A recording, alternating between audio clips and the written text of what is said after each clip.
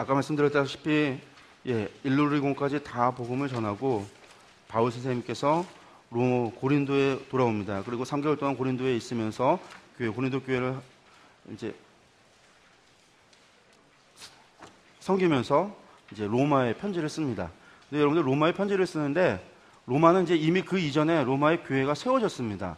근데 바울 선생님께서 로마에 편지를 쓸 때 아무도 없는 사람들한테 쓴 게 아닙니다.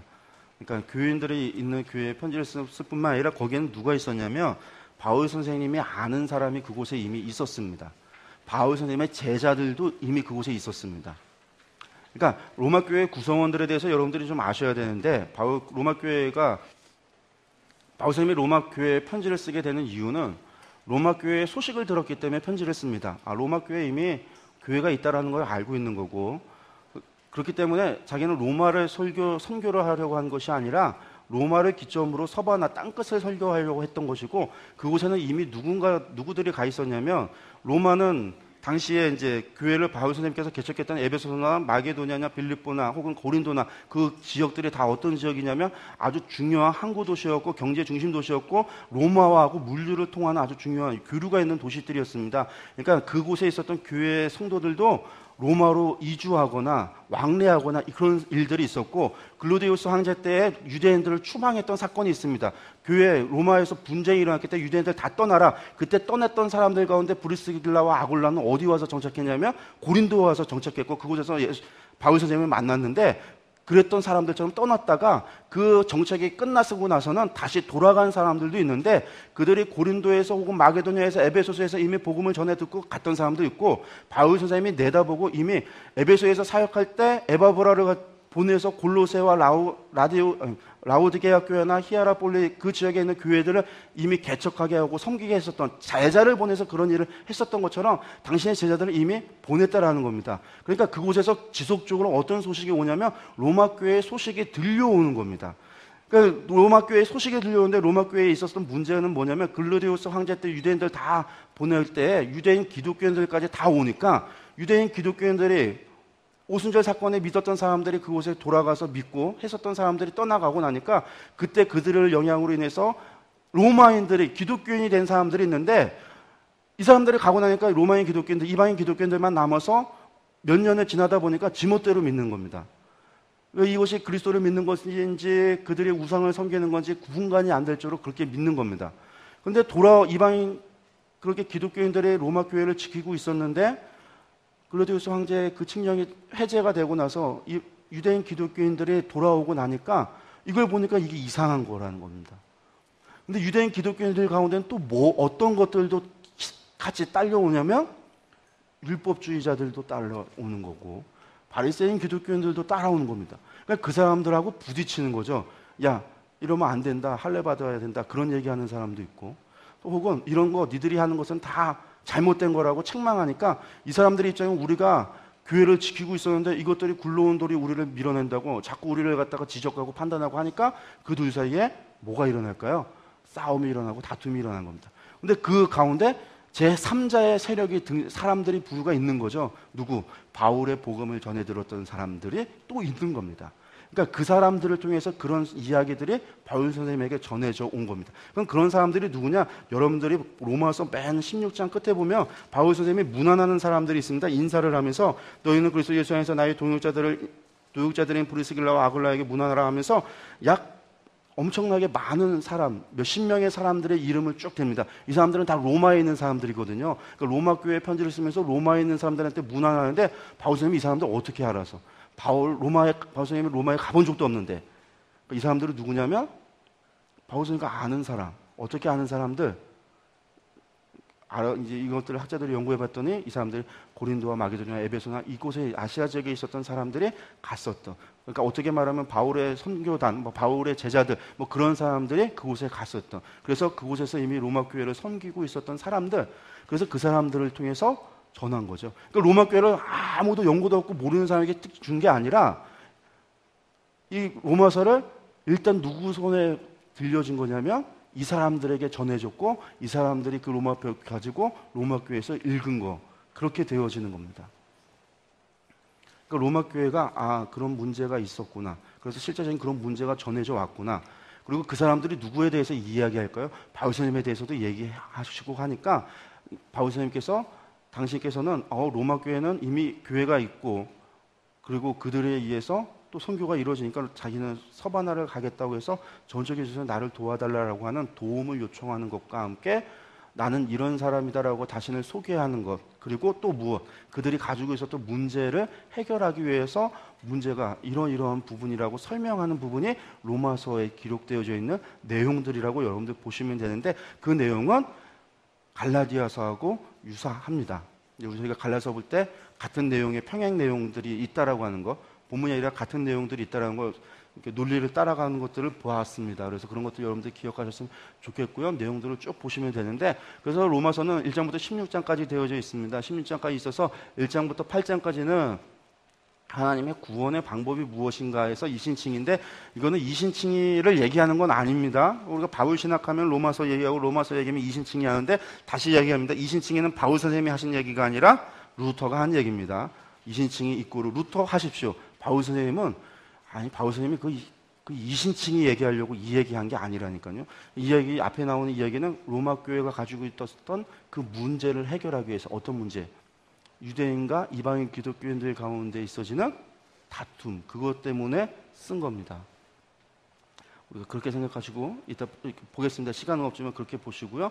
그 다음에는 이스라엘의 구원에 대한, 유대인 자신이 마음속에 항상 돌덩어리처럼 가지고 있는 그 유대인들, 왜 그러냐면 바울 선생님의 복음을, 당신의 복음을 증거할 때는 믿음으로 말미암아 구원을 받는다는 이야기에 증명하기 위해서 늘 따라오는 사람이 있습니다. 누가 따라오냐면 아브라함 따라오거든요. 그러니까 이스라엘의 조상, 그 사람들에 대한 증거들을 증명을 하기 위해서 그 이야기들을 늘 따라가면서 이야기를 하시는데, 그럼 그 사람들의 후에는 이라고 하는 것들이 이방인 사람들한테, 이방인 기독교인들의 질문이거든요. 또 그것은, 그러니까 그러다 보니까 이스라엘은 어떻게 되어질 것인가에 대한 부분들을 같이 설명합니다. 그래서 바울 선생님의 구원에 대해서, 그분이 말하고 있는 믿음에 대한 것을 이야기하려면 사실은 여기까지 다 같이 봐야 됩니다. 그리고 나서 이 뒤에 부분은 구원받은 자의 생활이 무엇인가, 어떻게 살아가야 되는가, 삶에 대한 권면을 합니다. 삶에 대한 이야기를 합니다. 그러니까 로마서도요, 12장에서 16장까지는 어떻게 살아갈 것인가에 대한 내용 다루고 있는 겁니다. 로마서조차 이것을 다루고 있습니다. 근데 사람들, 학자들은 이런 거 싫은 거죠. 여기만 가지고 이야기하는 거죠. 학자들은 이제 론하려고, 론. 근데 우리는 론이 아닙니다. 우리는 어떻게 살아가고 어떻게 그리스도의 말씀에 순종하며 그리스도 안에서 그리스도와 함께 살아가실 건가에 대해서 우리가 고민하고 그 길을 가려고 한다면 여기서부터 여기까지 다 봐야 됩니다. 말씀을. 그리고 여기까지 봐야 바울 선생님의 이야기를 우리가 알 수 있습니다. 온전히. 그러면 앞에서 보겠습니다. 그러니까 결국은 바울 선생님이 하는 얘기가, 제 아래에 있는 모든 사람은 죄인이다로부터 시작해서 이야기를 시작합니다. 왜 이야기를 시작하냐면, 네가 낫다 내가 낫다, 지금 유대인과 이방인 기독교인들 가운데서 싸움이 일어나기 때문에 그러는데, 먼저는 로마 교회 방문하는 이야기를 합니다. 그러므로 나는 할 수 있는 대로 로마에 있는 너희에게도 복음을 전하길 원한다. 내가 복음을 부끄러워하지 아니하노니 이 복음은 모든 믿는 자에게 구원을 주시는 하나님의 능력이 됨이라. 먼저는 유대인에게요, 그리고 헬라인에게로다. 복음에는 하나님의 의가 나타나서 믿음으로 믿음에 이르게 하나니 기록된 바 오직 의인은 믿음으로 말미암아 살리라 함과 같으니라. 하박국의 이야기를 갖다가 가져와서 오직 의인은 믿음은, 오직은 루터가, 이건 루터가 넣은 거고요. 기록된 바 의인은 믿음으로 말미암아 살리라 함과 같으니라. 하박국의 이야기를 이제 따온 겁니다. 함과 같다라니까 이미 있었던 말씀이죠. 그래서 의인의 삶이라고 하는 것은 이미 다 얘기했습니다. 하나님을 신뢰함으로 산다. 어떤 상황과 환경에 상관없이 그런 상황 속에서 하나님을 믿는 거에 대한 이야기다. 믿음으로 사는 거에 대한, 하나님을 신뢰하는 거에 대한 이야기지, 칭의에 조직하려고, 조직신학하려고, 교리하려고 하는 얘기가 아니라 그 이야기다라고 하는 이야기 우리가 기억을 하시고 보면, 그러면서 그것에 대해서 이야기하는 거죠. 어떻게 논증을 펴가냐면, 야, 이방인도 죄인이다. 그리고 유대인도 죄인이다. 고로 모든 사람은 죄인이다. 니들 잘났다 싸우고 다투고 하는 것이 문제가 아니라, 야, 우리는 다 하나님 안에서 죄인이고, 우리는 죄인이기 때문에 우리는 무엇으로 말미암아 구원을 얻냐면 믿음으로 말미암아 구원을 받는다. 오직 그리스도 예수로 말미암아 우리가 구원을 받는다라고 하는 그의 구원을, 그것에 대해서 이렇게 논증으로 풀어가는 겁니다. 이해하셨죠? 그래서 이방인이 범죄했다. 어떻게 범죄했는가? 하나님께서 이미 자연 속에서도, 창세로부터 하나님께서 이방 자연 속에 하나님의 섭리와 법칙을 다 만들어 놨는데 그 사람들이 그것을 말고, 그래서 핑계를 하지 못하도록 하나님께서 다 해놨는데 그들이 하나님의 진리를 거짓으로 바꾸어서 피조물을 조물주보다 더 경배하고 섬겼기 때문에 너희들 이방인들 다 죄인이다라는 겁니다. 하나님 앞에 핑계하지 못하도록 했다. 죄인이다. 두 번째, 유대인들에게는 범죄합니다. 무엇으로 말미암아 이들에게는 하나님께서 뭘 줬냐면 율법을 주었는데 무릇 율법 없이 범죄한 자는 또 율법 없이 망하고 무릇 율법이 있고 범죄한 자는 율법으로 말미암아 심판을 받으리라. 하나님 앞에서 율법을 듣는 자가 의인이 아니라 오직 율법을 행하는 자라 의롭다 하심을 받는데 율법을 다 행할 수 있는 사람이 있는가? 없다라는 겁니다. 여러분들 율법이라고 하는 것을 다 지킬 수 있는가? 율법의 법칙이 있습니다. 율법을 주는데 단지 율법을 준 게 중요한 게 아니라 하나님이 율법을 어떻게 적용하는가를 우리가 알아야 되는데 하나님 뭐라고 말씀하셨냐면 율법이 600몇 가지의 율법인데 그중에 단 한 가지라도 정했으면 그것은 죄가 있다라고 말씀했습니다. 우리가 인생을 살아가는데 단 한 번이라도 그것을 어긴 것이 있다면 그것도 죄라고 얘기했습니다. 하나님께서는 뭐라고 했냐면 내가 부지간에 내가 알지 못하는 가운데서 죄를 범한 것이 있으면 그것도 뭐한다? 죄가 있다라는 겁니다. 그러니까 나는 내가 알지 못하는 죄가 있을 수 있겠죠? 있다라는 겁니다. 내가 자라오면서 단 한 번이라도 거짓말했으면 그 사람은 뭐다? 죄인이다라고 하는 것이 율법이 정한 법칙입니다. 하나님이 어디까지 율법을 적용할 것인가? 우리가 태어나서 단 한 번이라도 화를 내고 분냄을 했다면 하나님은 그것을 죄로 여긴다라는 거죠. 단 한 번 거짓말했어도 그것을 죄로 여긴다는 거죠. 단 한 번 친구를 향하여 욕했으면, 라가라 했으면 그것도 죄로 여긴다라는 겁니다. 뿐만 아니라 그것뿐만 아니라 예수님은 뭐라고 했습니까? 너희가 마음으로도 음욕을 품었으면 뭐했다? 간음했다. 마음으로 친구 미워했으면 살인했다. 이게 예수님의 말씀이었거든요. 단 한 번이라도 그런 일들 마음으로라도 했다고 한다면 그것 죄인이다라는 게 하나님이 율법을, 이 하나님이 만드신 법을 어디까지 적용할 것인가 거기까지 다 적용한다라는 겁니다. 그러니까 그거 앞에서 누가 죄인이 아닌 사람이 있으면 나와보라는 거죠. 그럼 내가 이제부터 깨달아서 이제부터 도 닦는다고 한다 할지라도 안 된다라는 겁니다. 그래서 우리는 모두가 죄인인 거죠. 우리는 또한 아담의 후손에게 원죄를 타고났을 뿐만 아니라 우리는 하나님 앞에서 율법으로는 그 누구도 의로움을 주장할 수 없다. 유대인의 범죄. 그래서 모두가 죄 아래 있다라는 겁니다. 그러면 어떠하냐? 우리는 나으냐? 결코 아니라. 유대인이냐 헬라인이나 다 죄 아래 있다고 우리가 이미 선언하였느니라. 기록된 바 의인은 없나니 하나도 없으며 깨닫는 자도 없고 하나님을 찾는 자도 없고 다 치우쳐 함께 무익하게 되고 선을 행하는 자는 없나니 하나도 없다. 이게 결론입니다. 그러니 누가 우리가 교회를 지켰다고 자랑할 것도 아니고 우리가 전통이라고 자랑할 것도 없고 우리는 하나님의 우리는 경건한 삶을 산다고 자랑할 것도 없고 우리는 우리의 삶 속의 전통을 지킨다고 자랑할 것도 없고 그러니까 너희들이 지금 다투고 말하는 것이 헛되고 헛된 것이죠. 그러면 어떻게 해야 되는가? 그 다음에 그럼 우리는 죄인인데 그럼 뭘 어떻게 하냐? 그 부분에 대한 얘기를 3장부터 5장까지 하는 것이 하나님의 의에 대한 이야기입니다. 이제는 율법 외에 뭐가 나타나냐면 한 의가 나타났으니 율법과 선지자들에게 증거를 받은 것이라. 무엇이냐면 바로 예수 그리스도 그분입니다. 곧 예수 그리스도를 믿음으로 말미암아 모든 믿는 자에게 미치는 하나님의 의는 차별이 없다. 어떤 차별이 없습니까? 유대인에게나 헬라인에게나 차별이 없다. 모든 사람이 죄를 범하였음에 하나님의 영광에 이르지 못하더니 그리스도 예수 안에 있는 속량으로 말미암아 하나님의 은혜로 값없이 의롭다 하심을 얻은 자 되었느니라. 하나님은 다만 유대인의 하나님이시냐 또한 이방인의 하나님은 아니시냐 진실로 이방인의 하나님도 되시느니라. 할례자도 믿음으로 말미암아 또한 무할례자도 믿음으로 말미암아 의롭다 하실 하나님은 한 분이시다 라는 겁니다. 그런지 우리가 믿음으로 말미암아 율법을 파기하느냐? 그럴 수 없다. 도리어 율법을 굳게 세우느니라. 왜? 믿음으로 거룩하게 되어지는 거니까. 믿음으로 우리가 의로워지는 거니까. 의라고 하는 것. 우리가 의를 세우기 때문에 우리는 더욱 율법을 굳게 그것이 세우는 것이다라는 겁니다. 우리의 삶에 있어서. 왜냐하면 의라고 하는 것은 무엇을 통해서 이루어지기 때문에 우리의 삶 가운데서 우리의 삶의 모습 속에서 이루어지는 것이기 때문에요. 거룩을 지켜 행함으로 의를 행함으로 의가 그러니까 의를 행하는 것이 결국은 율법을 세우는 것이라는 겁니다. 바울 선생님은 믿음만 얘기하고 율법은 헛되다고 얘기하시지 않으셨습니다. 바울 선생님은 어떻게 살아가느냐에 대한 이야기를 하고 계신 겁니다. 어떻게 그리스도인으로 살아가는가, 어떻게 그리스도인이 되어가는가에 대해서 이야기합니다. 그리스도인의 삶은 무엇인가에 대해서 바울 선생님이 이야기하고 있습니다. 그래서 아브라함과 믿음과 의를 얘기합니다. 이건 갈라디아서에서 얘기했던 거 그대로 아브라함이 행위로서 의롭다 하심을 받았으면 자랑할 것이 있으려니라. 나 그거 했으니까 라고 내세울 것이 있으려니와 하나님 앞에서는 없다. 어느 누구도 없다. 성경이 무엇을 말하느냐? 아브라함이 하나님을 믿으며 그것이 그에게 의로 여겨진 바 되었느니라. 창세기 15장 6절의 말씀 가지고 하는 이야기입니다.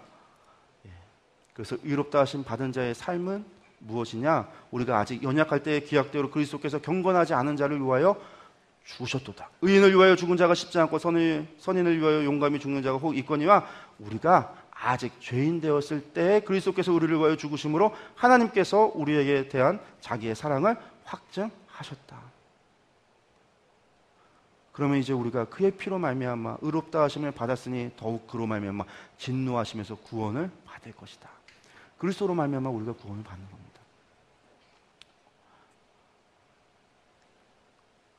예수 그리스도께서 십자가에서 뭐 하셨습니까? 다 이루셨습니다. 우리의 모든 죄의 문제, 우리의 옛사람의 문제, 우리가 가진 모든 문제는 예수 그리스도 그분께서 다 이루신 겁니다. 그것을 믿는 믿음으로 우리는 구원을 얻는 겁니다. 우리는 어떻게 해요? 우리는 예수님보다 2000년 뒤의 사람들인데 예수님의 모습도 보지 못했고 죽음도 보지 못했지만 하나님께서 그리스도 말로 말미암아 예수 그리스도의 보혈로 말미암아 그의 죽으심으로 말미암아 우리의 모든 죄값을 도말하셨다라고 하셨던 하나님의 약속, 하나님의 말씀, 그 말씀을 믿음으로 말미암아 그리스도와 함께 우리의 모든 문제가 해결되어졌고 우리의 죄의 문제가 해결되어지고 우리가 옛사람이 죽고 새사람으로 그리스도와 함께 다시 살아났다는 사실을 하나님이 약속하시고 말씀하셨기에 그 말씀을 믿는 믿음이 우리를 구원에 이르게 한다는 겁니다. 그러니까 우리는 누구로 말미암아 구원받는 겁니까? 예수 그리스도로 말미암아 구원받는 겁니다. 또 나아가면 하나님 그분의 은혜로 말미암아 우리는 구원을 받는 겁니다. 우리에게 어떤 공로가 있어서가 아니라 우리가 아직 죄인 되었을 때 조금 더 얘기한다면 신명기적으로 얘기할 수 없는 겁니다. 공가가 있어야 되는데 역대기 이후에 나와서 이렇게 되는 겁니다.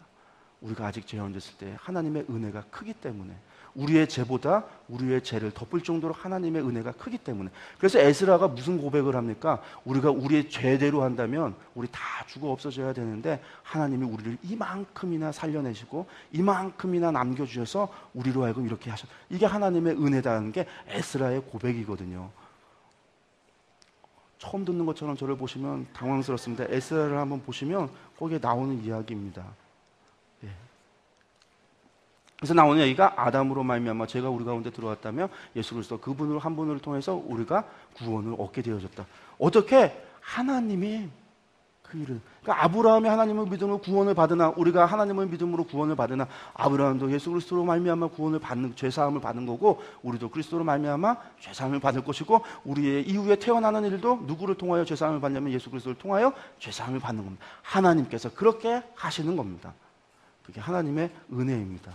그러므로 말미암아 그러면 어떻게 성도의 삶을 살아가는가? 그리스도와 연합한 삶을 살으라는 겁니다. 그리스도와 함께 죽고 함께 사는 삶 6장부터 나오는 이야기 이것이 그런 이야기입니다. 그래서 우리가 무슨 말을 은혜를 더하려고 죄를 더하겠느냐 이게 무슨 말씀이죠? 그러니까 죄가 깊은 곳에 은혜가 크다고 하니까 그러면 은혜 크게 하려고 죄를 더하겠냐? 그럴 수 없다라는 거. 하나님 믿으면 정말로 믿으면 더 이상 죄를 짓지 못하게 되는 거죠. 죄를 미워하게 되는 것이고 그럴 수 없느니라 죄에 대하여 죽은 우리가 어찌 그 가운데 살리요. 무릇 그리스도 예수와 합하여 세례를 받은 우리는 그의 죽으심과 합하여 세례를 받은 줄을 알지만 그러니까 세례 받았을 때 이미 우리는 죽었다라고 하는 겁니다. 어떤 깊은 신앙의 단계에 이르러야 되는 것이 아니라 우리가 하나님을 만난 그때 성령의 세례고 하나님을 만나고 성령을 받은 그때에 이미 우리는 그리스도와 연합하여 합하여 우리가 그의 죽으심과 합하여 우리가 세례를 받고 그와 함께 받음으로 그와 함께 우리도 장사되어졌고 영광으로 그 그리스도를 죽은 자 가운데서 살리심과 같이 우리 또한 새 생명을 가운데서 다시 살아나게 하셨다라는 겁니다. 깊은 신앙의 단계, 바울 선생님이나 가는 단계, 성자들이나 가는 단계가 아니라 누구든지 성령으로 말미암아 하나님을 만나고 우리가 거듭나는 그때에 우리는 모두가 그 일을 겪었다라는 겁니다. 그런즉 어찌하여 우리가 법 아래 있지 아니하고 은혜 아래 있으니 죄를 지으리요? 그럴 수 없다 이거는. 그런데 그럴 수 있다라고 한다면 그건 가짜라는 거죠. 그래서 바울 선생님이 하는 이야기입니다. 그러므로 우리는 어떻게 살아가야 되느냐? 너희 자신을 종으로 내주어 누구에게 순종하든지 그 순종을 받는 자의 종이 되는 줄을 너희가 알지 못하느냐? 혹은 죄의 종으로 사망에 이르고 혹은 순종의 종으로 의에 이르느라. 그 얘기는 뭐냐면 너희가 그리스도께 헌신하고 그리스도의 종이 되어 그리스도의 말씀에 순종하라. 이게 바울 선생님 원리입니다. 그럼 그리스도에 연합하여 사는 자가 어떻게 살아가야 되는가? 그리스도를 죽고 그리스도와 함께 사는 자가 나는 그리스도와 함께 죽었습니다라고 얘기하는 삶의 원리는 무엇인가? 헌신하라. 무엇에? 그리스도의 말씀에 헌신하라. 그리스도의 대유임령에 헌신하고 그 말씀에 순종하는 사람이 그리스도인이다. 참된 사람이다. 이것이 없으면 가짜인 겁니다. 그러니까 지혜자가 그런 권면을 하는 이유는 정말 하나님 만나고 났으니 그 일을 얘기하는 겁니다. 우리 존 웨슬리 목사님의 그리스도의 완전이라고 하는 설교집을 보면요, 그리스도의 완전을 이야기하는데 거기에서조차 그 완전과 거룩을 이야기할 때 바울 웨슬리 선생님도 생동 원리 세 가지를 이야기합니다. 무엇을 얘기하냐면 남에게 해를 끼치지 마라. 두 번째는 뭐냐면 선을 행하라. 그리고 하나님의 사랑 안에 거하라. 이렇게 살아가라고 하는 행동 강령을 제시합니다. 그리스도의 완전에 이르기 위해서 율법은 아니지만 행동 강령을 제시합니다. 그리고 그분이 그렇게 사셨고 교회 감리교도를 그렇게 살도록 다그치고 훈련시켰습니다. 바울 선생님은 그리스도의 복음에 헌신하고 그리스도의 말씀에 순종하라고 하는 행동 강령을 그런 원리를 우리에게 제시합니다. 그리스도와 함께 죽고 그리스도와 함께 산 자는 이렇게 살아가는 것이 정상 아니냐라는 거죠. 여러분들은 정상이십니까? 여러분은 비정상이십니까? 여러분들을 시험해 보시기 바라겠습니다. 넘어가겠습니다. 그리스도 연합한 삶을 얘기해서 구원에 대한 이야기를 하고 이스라엘 구원에 대한 부분을 이야기합니다. 그분의 마음이 아픈 겁니다. 왜? 이스라엘이 그리스도를 버리고 율법으로 돌아가는. 그렇지만 결국은 이스라엘이 회복될 것을 그분은 기대하는 이야기가 로마서 11장까지 나오고 나면 마지막에 그 구원받은 자의 생활에 대해서 실제적인 삶에 대한 이야기를 합니다. 먼저는 공동체 안에서의 갖는 의무를 이야기합니다. 하나님의 뜻을. 의무니까 이것은 뭐예요? 해야 되는 겁니다. 우리가 그리스도인이라고 하면 해야 되는 것. 뭐냐? 뜻을 분별하라는 겁니다. 그러면 형제들아 내가 하나님의 모든 자비하심으로 너희를 권하노니 너희 몸을 하나님이 기뻐하시는 거룩한 산 제물로 드려라. 아까 헌신하라는 얘기잖아요. 자신을 거룩한 산 제물로 드려라. 이는 너희가 드릴 영적 예배냐. 예배는 뭐다? 날 드리라는 겁니다. 나를 하나님께로 드려라. 이게 예배라는 겁니다. 너희는 이 세대를 본받지 말고 오직 마음을 새롭게 함으로 변화를 받아 하나님의 선하시고 기뻐하시고 온전하신 뜻이 무엇인지 분별하도록 하라. 분별하라. 이게 뭐예요? 분별해서 그 길 따라가라는 게 아니라 그거 하지 말라라는, 이게 하나님의 뜻을 분별하는 성도의 공동체 교회 안에서의 의무라는 겁니다. 그리고 마지막으로 사랑은 율법의 완성이다라는 얘기를 하는데, 피차 사랑의 빛 외에는 아무에게도 아무 빛도 지지 말라. 남을 사랑하는 자는 율법을 다 이루었느니라. 간음하지 말라, 살인하지 말라, 도둑질하지 말라, 탐내지 말라 한 것 외에 다른 계명이 있을지라도 내 이웃을 내 자신과 같이 사랑하라 하신 이 말씀 가운데 다 들어있다. 사랑은 이웃에게 악을 행하지 아니하나니 그러므로 사랑은 율법의 완성이다. 아까 웨슬리 선생님 뭐라고 했습니까? 해를 끼치지 말라고 했는데 바울 선생님이 얘기하죠. 사랑은 이웃에게 악을 행하지 않는다. 사랑하면 그럴 수 없는 것이죠. 하나님을 믿는 사람은 그럴 수 없는 것이죠. 이것이 율법의 완성이라. 다른 말로 얘기하면 무엇일까요? 이것이 거룩의 완성이라.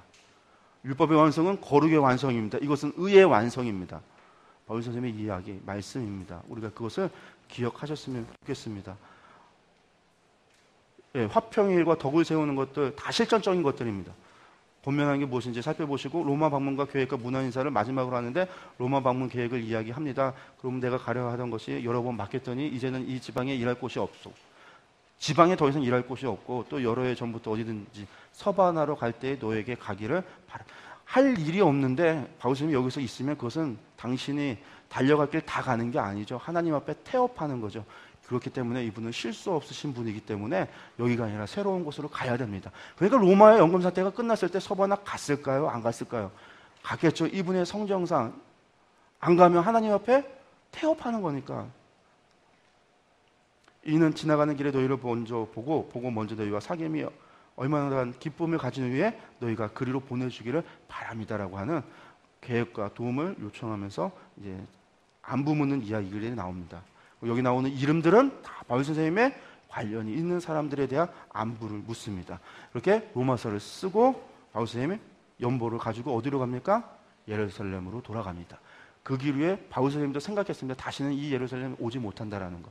당신의 죽음을 예견하고 돌아오지 못할 것, 고난에 대한 거 다 알면서 그 길 갑니다.